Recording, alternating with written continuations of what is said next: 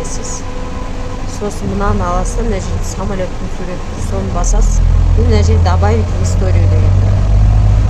Осыны басасыз да, мына жерде жазу тұр. Сол жерде жазудың жанында мына жерде мынандай собачканың суреті бар. Осындай жазды әріп шығады. Сосын ағылшынша менің негізін жазасыз. Гүлзат десеңіз өсіне сурет шығайын. Осыны басасыз да, өстейсіз. Сосын мына жерде история. Осыны басасыз.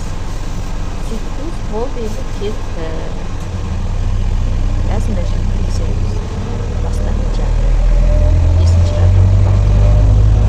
Міне, осылай белгілеуіміз керек. Болды.